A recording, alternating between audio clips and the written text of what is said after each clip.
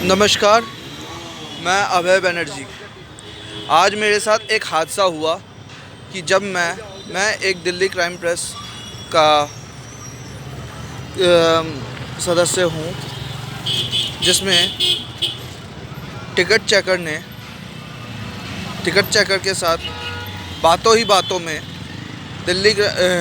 उन्होंने मुझ पे इतना दबाव डाला कि जिसकी वजह से आज मेरे पूरे सर पे एक ऐसा फील होने लगा कि जैसे मेरा सर की नसें कोई काट रहा है।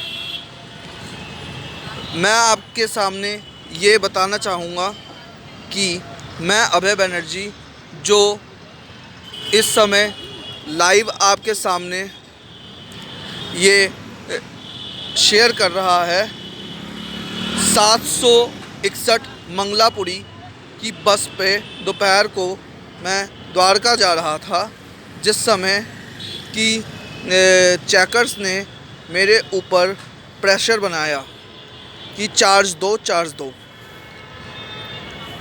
उनमें चार लोग थे। चारों में से एक ने बहुत अच्छे तरीके से सलूकात से मेरी बात को समझा। जब मैंने उनके सामने ये बताया कि मुझे फिट्स की बीमारी है, न्यूरो की प्रॉब्लम है, तो तब तो उनमें से एक बहुत ही हेल्दी पर्सन था। उसने मेरे ऊपर इतना प्रेशर बनाया कि उसके सामने मेरे पैर नॉर्मली ऑटोमेटिकली कांपने लग गए। और आज मैं डीटीसी को ऐलान करना चाहता हूँ और डीटीसी को ललकार रहा हूँ कि जिस तरीके से स्टेट गवर्नमेंट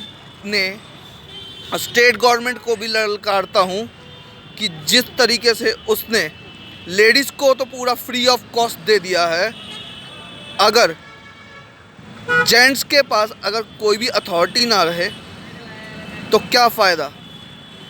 बसों को बंद कर देना चाहिए और ऐसे चेकर्स की, जिसकी उम्र मात्र 10 साल की नौकरी या 5 साल की नौकरी बची हो, कम से कम उसको इतना तो श्योरिटी होना चाहिए कि अपनी नौकरी को पूरी दाव से खेले, ताकि रिटायरमेंट के वक्त उसको किसी भी ऐसे वायरल वीडियो का सामना ना करना पड़े।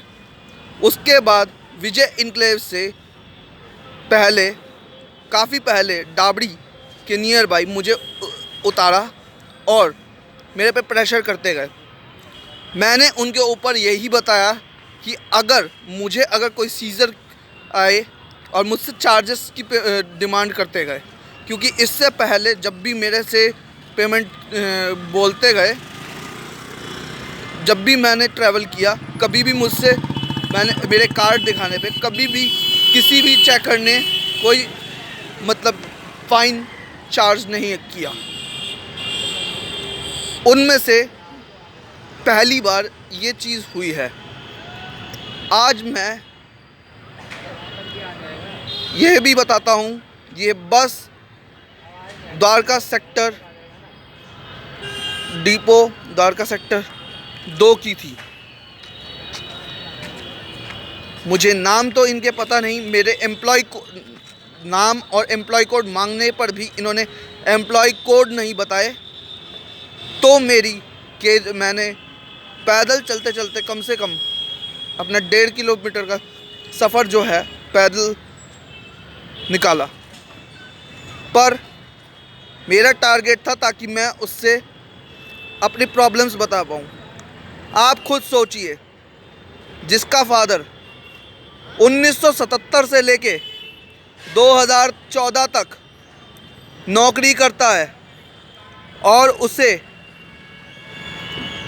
बदले में 1 रुपये फूटी कौड़ी भी पेंशन के रूप में नहीं मिलती, सिर्फ उसका घर बार, प्रोविडेंट फंड और ग्रेच्युटी के गिने चुने पैसों से चलता हो, और उसका बेटा भी दौरे की दवाई जिसकी महीने की चार्जेस 5,000 से ऊपर जाते हों, तो आप खुद सोचिए क्यों दे वो लड़का टिकट, वो टिकट क्यों खरीदे।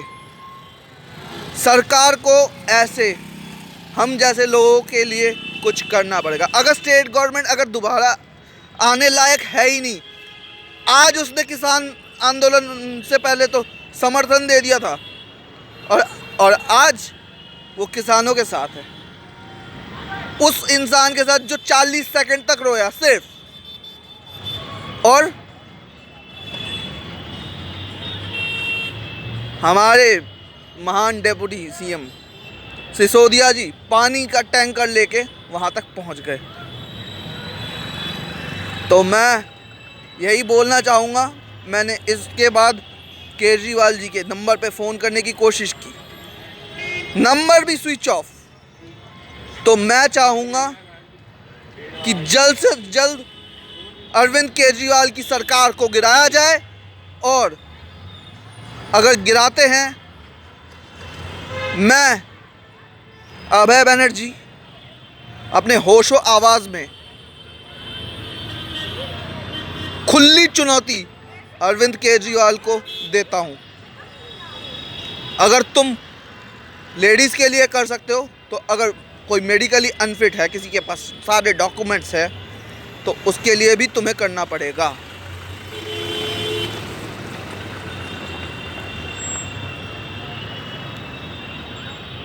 यही मेरी ख्वाहिश है, और मैं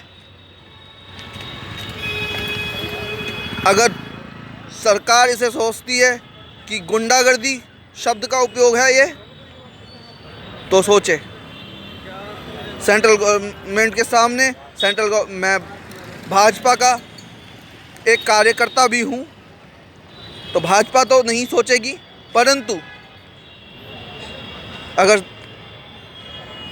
राज्य सरकार सोचती है तो सोचे।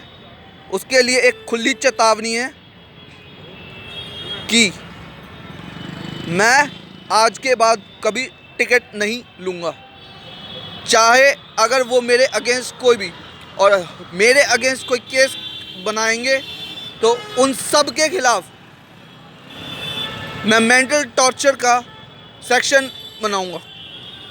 क्योंकि जिसने मेरे जब कागज़ जला दिए गए, हाई कोर्ट के बोलने पे सुप्रीम कोर्ट पेंशन देने को तैयार थी सबको, रिटायर्ड पर्सन्स को, तो क्यों हाई कोर्ट से वहाँ कागज़, और दिखाया गया कि शॉर्ट सर्किट से जला है। इसी के साथ मैं उन गद्दारों को, देशद्रोहियों को लात मारता हूँ, और अपने तिरंगे के लिए को सजदा करता हूँ, और शहीद भगत सिंह जी को नमन करता हूँ। वंदे मातरम, इनकलाब जिंदाबाद।